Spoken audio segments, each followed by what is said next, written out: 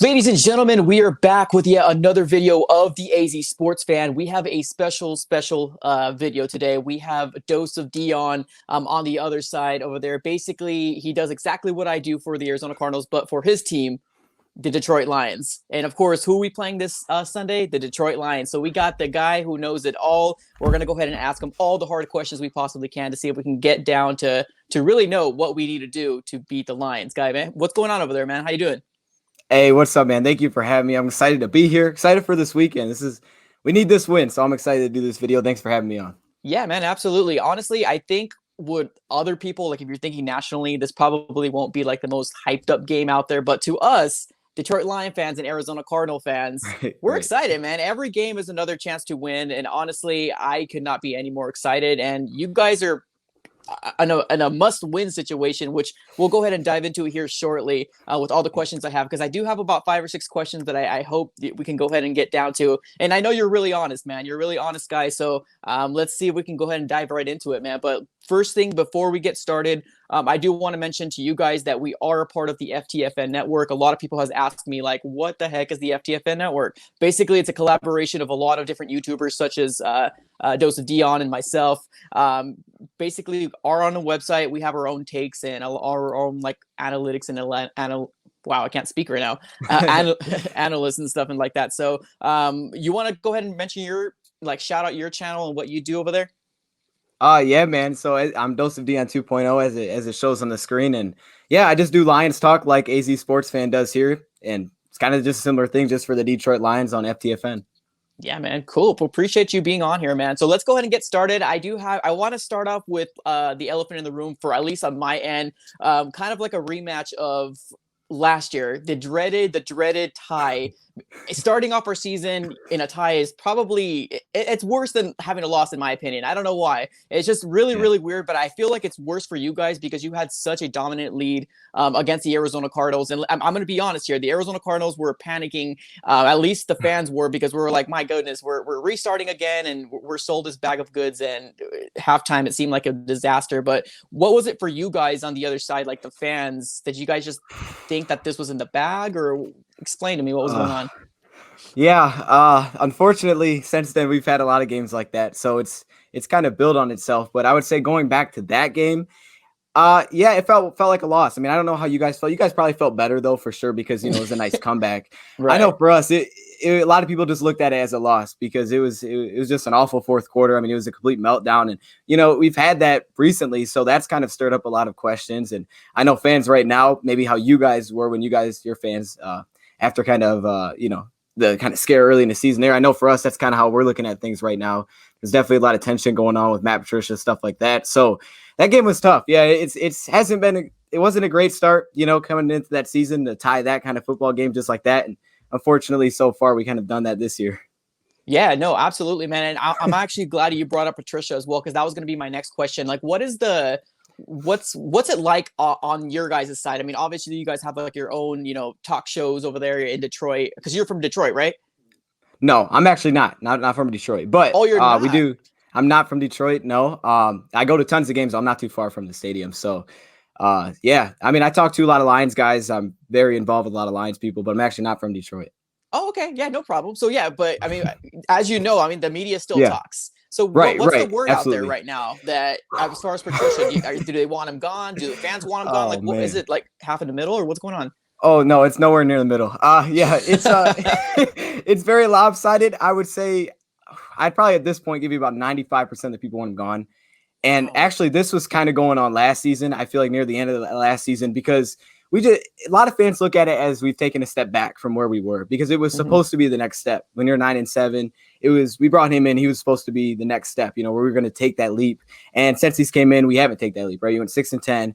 You lost your quarterback last season, but you only won 3 games. So this season to start like it has kind of just built onto that. And at this point, most fans are they want him out. They want him out right now. A lot of people want him out after week 1.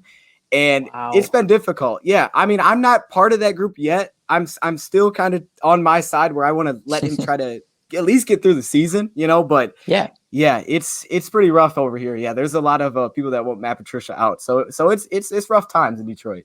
Yeah, I mean, I know we always have the people who are always going to say one thing and then the other people saying the other thing. I know I just saw your recent video that you posted about the Arizona Cardinals and the Lions. Obviously, the word's out that Christian Kirk is going to be out. Yeah. So automatically, there's a group of people that automatically want to start talking about Christian Kirk already getting traded out. Now, I personally don't want it. I mean, it just makes no sense for the Arizona Cardinals to trade somebody because we just won't get the value back. You know, we won't get a second or third round pick. It doesn't make sense. Let's keep him for this year. Let's see what he comes out to be, and then we'll kind of determine at that point. But yeah, man, I'm right there with you, man. It's a league where if you don't get the results, it's off with your head pretty much. I know, especially for our fan base, it's been rough. It's been a rough history. So if it's not like instant, it can be very difficult. Absolutely, man. Well, let's talk a little bit about rookies here, if you don't mind. I want to talk about the progression of Jeff Okudah. I know there's kind of been mixed stuff here and there. At least for Isaiah Simmons, just to go ahead and touch off him a little bit, he's had a really rocky start into the NFL. He's had really, really rookie big mistakes where it's been led off to like 2 touchdowns for the 49ers. And we didn't really see him a lot in the second game. So it's probably maybe more time for him to kind of settle down and really learn what he needs to learn. But what's the progression of Jeff Okudah? Yeah. Okay. So Jeffrey Okudah, I know this was an interesting one. It was draft night because I know a lot of people did want Simmons. And well, Jeff Okudah, he didn't play in week 1. I believe it was a hamstring injury. So he missed a little bit of time there in training camp. And then week 2, it was a very difficult matchup. You know, we were without 2 of our top cornerbacks. You know, you're without those vets. So he's out there against Devontae Adams and this Packers offense who's just rolling right now. So kind of like Isaiah Simmons, it was a rough debut for him. I mean, I don't exactly know his PFF grade off the top of my head, but I know it was around 30. It was pretty rough. And he said he wasn't trying to target him, but I believe he targeted him about 10 times in that game. It was pretty rough. It was rough. And I can't say I wouldn't really expect it because one of the biggest problems for the Lions is pass rush. So they really try to build that secondary, and the secondary is injured. So you're kind of putting them out there in a difficult spot. So hopefully he takes a big jump because we're going to need it against you guys. Oh, absolutely, man. Absolutely. Well, as far as Christian Kirk goes, you're good there because he's not going to be there. I mean, honestly, I am personally not so much happy, but I'm kind of glad that this is happening because obviously the big jump with our wide receiving core getting DeAndre Hopkins is just magical night and day. I honestly don't feel like we would have got a 2-0 start if it wasn't for DeAndre Hopkins, and I mean that fully 110%. Now, Christian Kirk, I know a lot of people know his name, a lot of national people, but the thing is that here in the Arizona Cardinals side, there's not really progression from Christian Kirk like that's really proven. So I'm really excited to see what Andy Isabella is going to do, or even Keyshawn Johnson, kind of the people that are in the background. So there's really their opportunity to kind of come on here and see what's going on. But I want to focus on the Lions. Sorry, I kind of went on a little ramble there. No, it's good. It's good. I like it. It's good. I want to know what the Lions' weakness is. So, like, let's say, for example, the Arizona Cardinals are going to get an opportunity to win this game. Now, obviously, in my mind, we're going to get the W and we're going to fly away with this. But if you're talking to somebody else and you're saying that what is the biggest weakness for the Lions, what would be the weakness for the Lions in your eyes? Okay, so I would say I'll point out like 2 weaknesses here because I would say through at least week 2 specifically, our biggest weakness in that game was ourselves. In just general, just mental mistakes. We just made a lot of mistakes in that game, and we kind of just left the door open for the Packers. A lot of big mistakes. We came into the game. You had some injuries, right? You had some big injuries with Galladay out. You know, Trufant out. You have these injuries, and when you make a lot of mistakes going to half when you should be up 4, you come out down 10. Like that's a big problem. But when it comes to on the field, I would say right now it's got to be on the defense side of the ball. If you look at numbers, it's the run defense. We have the worst run defense in the league right now, and I know you guys have Kyler Murray, who's running all over teams. So that's definitely a big problem. I hope they can contain him. They didn't do too bad last year, but I feel like Murray's been way more aggressive this year. Right. And I would say another weakness for him, the defense in general. You just don't know what you're going to get. You know, you don't know what the secondary. It's just a lot of young pieces. A lot of guys that are probably out there that maybe shouldn't be getting as big as the roles they're going to get. And then going against your guys' receiving core, even without Christian Kirk, it's going to be difficult. So I would say the defense as a whole, you could probably say is more of a weakness than anything. There's not a lot of bright spots so far on that defense. So, I mean, yeah, I would just say, you know, let that offense just do its thing. You know, let Murray, if Murray gets loose, it could be very difficult for the Lions. Okay, so probably I what I'm hearing you saying is Kenyon Drake is probably going to have a monster game. This is going to be his breakout game. I hope not. I hope not. I hope not. Yeah.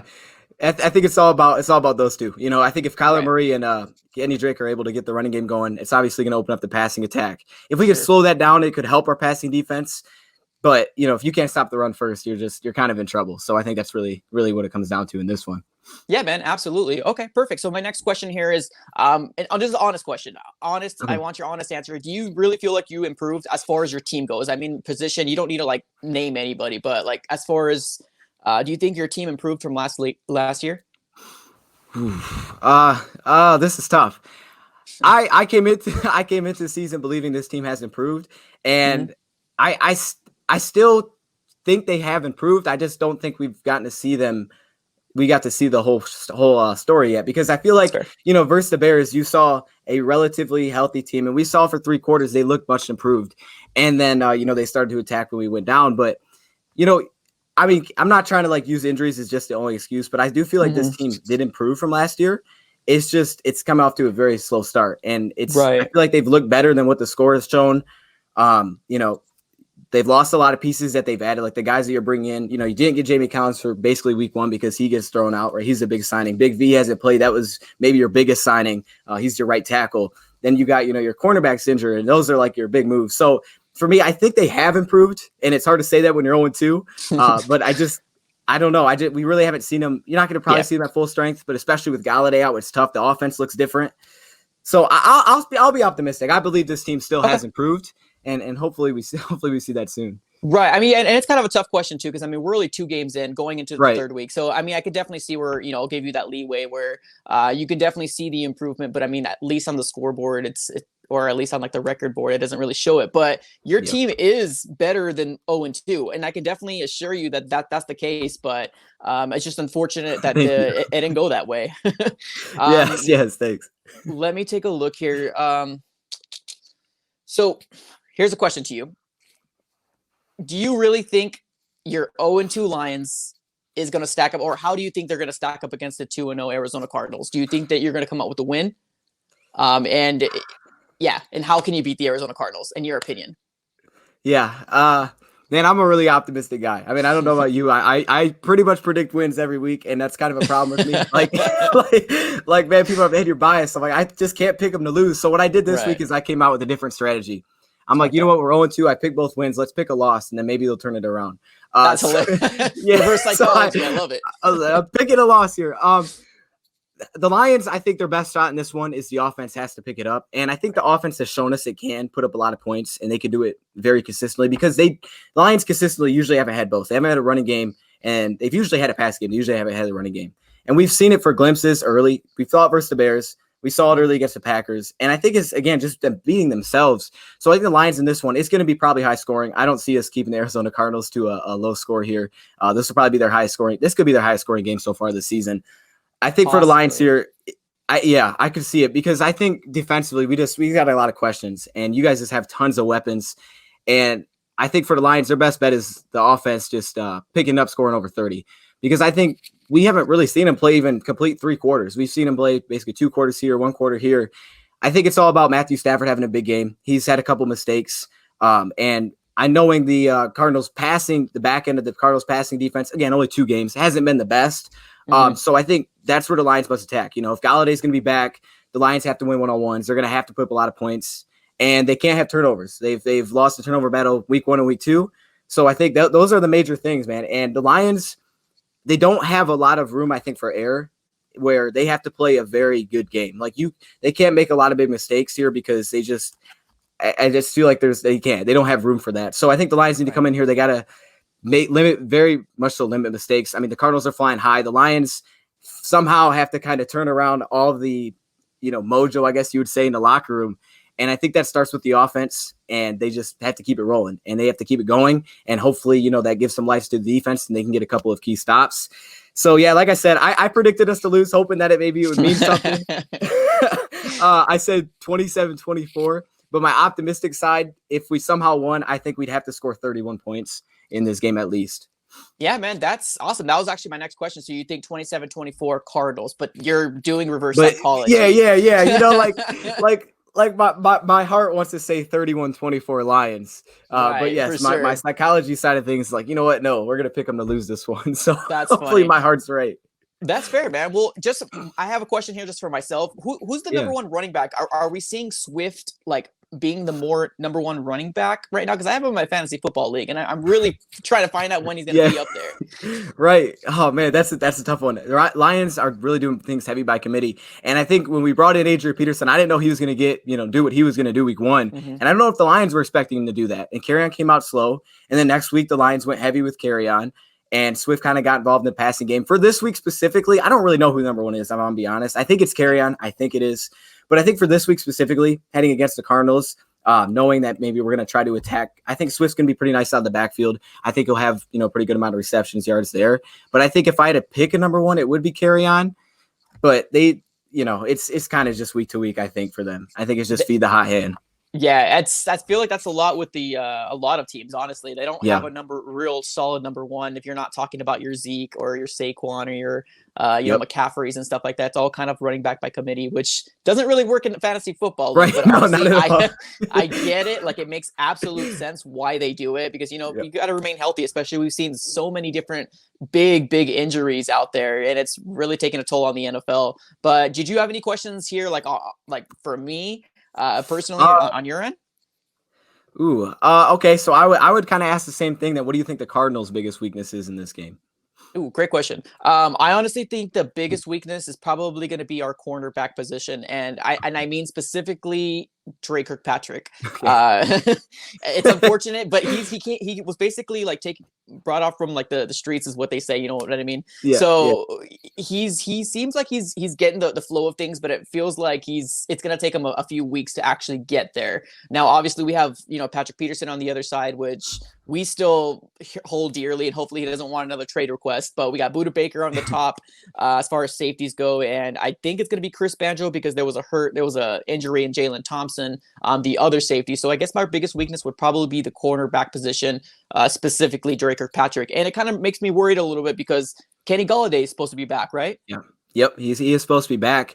And also, isn't Drake Kirkpatrick listed as questionable in this one? Is there? Yes, You have anything exactly. about that? So yeah, he's also listed as questionable as well. So that's another kind of like little So Yeah.